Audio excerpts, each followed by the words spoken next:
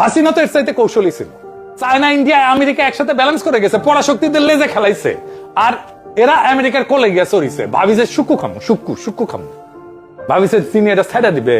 হ্যাঁ, শেখ হাসিনাকে এই পুরো পৃথিবীর বাস্তবতায়, আমি অত ভালো আন্তর্জাতিক রাজনীতি বুঝি না, কিন্তু পুরো পৃথিবীর বাস্তবতায় একজন অনন্য সরকার প্রধান, রাষ্ট্রপ্রধান বা এরকম মনে হয় কিনা, কারণ তিনি সবার সাথে সম্পর্ক রেখে এবং যার সাথে যা দরকার সেটা নিয়ে আসলে কথা বলতে পারেন। আমি তাকে চ্যালেঞ্জ করতে পারি, কিন্তু এই কথা ঠিক, তিনি কিন্তু চীন থেকে সাবমেরিন কিনেন, চীনের পয়সায় পদ্মা সেতু বানান, এবং চীনের কাছে এখন টাকা কোন শর্তে বেশি জায়গায় নেওয়া যায় সেটা কথা বলতে আসলে যাবেন। পাশাপাশি ভারতের সাথে তার সম্পর্ক থাকে, তিনি ইমরান খানকে টেলিফোন করতে পারেন, তিনি রাশিয়া থেকে আমেরিকার রক্তচক্ষু উপেক্ষা করে রাশিয়ার পারমাণবিক বিদ্যুৎ সেখানে বসিয়ে ফেলতে পারেন।